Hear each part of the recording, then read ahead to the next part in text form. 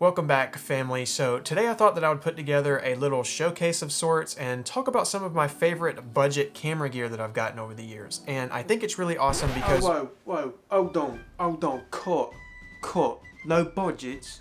Are you a knob? A knob? Only a true wanker is worried about the budget, brother. We charge the client for all of that. Do I look like I'm on a budget, mate? With me sweater, with me glasses, with me Nikon. I'm a bloke of culture. Do you think I'm taking a bloody piss? I sincerely hope you're not taking a bloody piss, Nigel, because that is grounds for some serious issues. Look, end of the day, all me gear is top notch. I don't associate myself with any of the lower budget stuffs. Name brand and all the expensive gear have never made anyone a better creator. Sure, they provide some extra features and shortcuts sometimes, but these are things that lower the barrier of entry and kind of help people grow their skill without breaking the bank. I am a big fish, brother. Ain't no room for no more. Yeah, well, there's no room for you here in my studio, Nigel. Oh, I think I see some crisps and biscuits over there. Blimey, are you serious? You haven't seen the last of me, mate.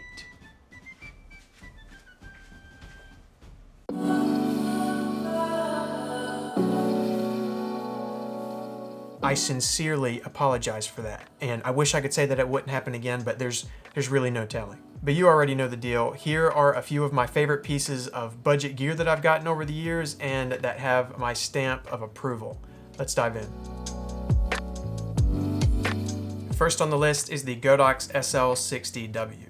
This is a really awesome and simple, no-nonsense, daylight balanced light. I've had this thing for like 2 years or so at this point, and honestly, I absolutely love it. I think it's the perfect balance between quality and price. I bought this thing for about 130 bucks, which is roughly what it still goes for today, and you can frequently get them for even like 99 bucks on times like Black Friday. Pound for pound, it really gives lights like the Aperture 120D a run for their money as far as output goes, and at the price point, you do miss out on things like a metal build, the ability to power with batteries, and a couple other bells and whistles here and there. But if you treat it well and don't beat it up too bad, it can serve as a great workhorse and an awesome first key light for your kit. I use mine to light all of my YouTube videos and it has never failed me. Godox is a good brand that makes both high-end and budget products that I trust, and I really don't think you can go wrong with this one. Second is the Neewer 660 Pro RGB panels. I bought these spur of the moment last Black Friday because they were going for $200, down from normally $300, and even at full price, I think they're a pretty good bang for the buck, especially with that RGB capability. I bought these purely for accent lighting and to use for things like fill and hair lighting, and these have an all-metal build and come with barn doors that you can actually remove.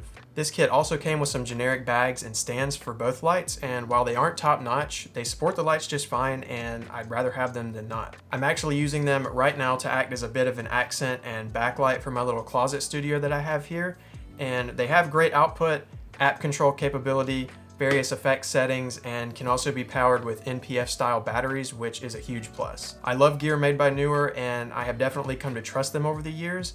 They do make these in regular, daylight balanced, and bicolor versions, but I would definitely go all in and just opt for the RGB version because it is definitely the best bang for your buck. I'm super excited to get these on some more gigs and to keep seeing what cool things I can do with them. For number 3, it's going to be Diffusion Umbrellas, and this is where I'm liable to throw hands with some people watching this video because while I do think softboxes have a place, they're simply just too cumbersome for me to justify most of the time, even the collapsible ones. I just don't love them. I don't think the look that they give is superior enough to justify the hassle of using them and the space constraints involved. Umbrellas are just ridiculously cheap, they collapse in seconds, and they provide great diffusion. I don't really know what more you can ask for in most situations. I know YouTube in general and all the big dogs in the video space love the big mothership, bazooka looking style softboxes, but I just don't buy it. If I have a client that wants to go balls to the wall and get the most Hollywood cinematic look possible, then I'll break one out. But in the real world where I'm doing my standard bread and butter gigs and stuff like YouTube, it's gonna be umbrellas for me every time. The only problem you do run into with these is the light that spills out. With softboxes, all of the light is contained, which is a huge plus. But umbrellas are nice and wide, so unless your shot is really crazy wide, it shouldn't be much of an issue. They give a fantastic look, and they're stupid simple to set up and use, and they're like 20 bucks. It's really that simple.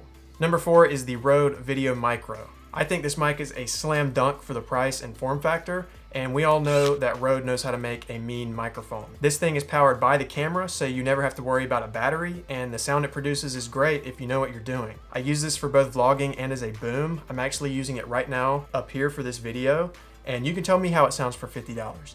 Actually, don't tell me because I already know that it's great.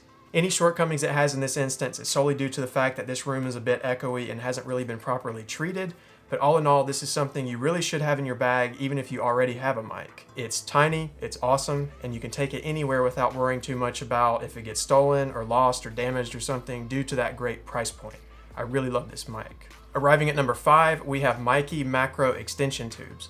Macro is something I really like but don't do a whole lot of, so it doesn't make a lot of sense for me to go out and buy a big macro lens, and for the little bit of macro that I do, this gives me great results at a great price point. The main reason I actually bought these in the first place was to scan in my 35mm film with my camera because I didn't want to buy a scanner. I attached these to my Sigma 30mm 1.4 on my Sony A6500 and am able to take high resolution photos of my film up close and then convert the film in Negative Lab Pro within Lightroom, which is just the coolest thing ever. They give you autofocus control, which is really cool for how cheap they are, and if you want to dabble into macro, they're a great choice. The main downside is that they are pretty plasticky, so I don't know if I'd go swinging my expensive lens around on it all willy-nilly, but generally speaking, they're pretty solid. Last but not least, I'll give you one last bonus piece of gear, and that is dummy adapters for your camera. And these allow you to use other manufacturers' lenses on your camera's body for like 15 or 20 bucks. They don't have any electronics, so there's no autofocus, but the main reason you would typically buy something like this in the first place is to be able to use vintage lenses. I have a decent collection of vintage lenses built up from years of thrifting and buying film cameras, and I love throwing them on my camera. They provide an awesome organic look and really give the image a lot of character and a certain softness that you can't get with modern lenses.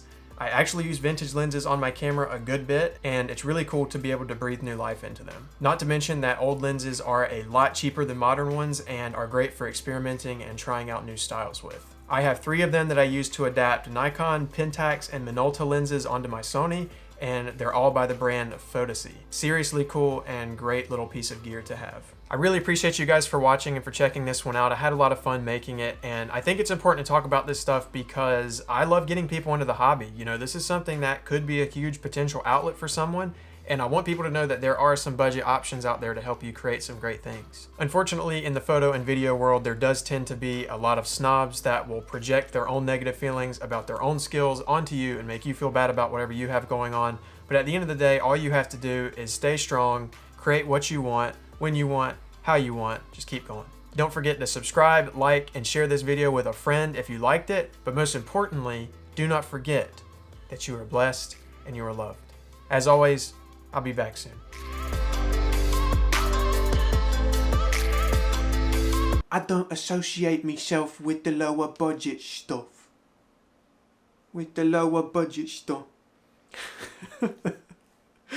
Ugh.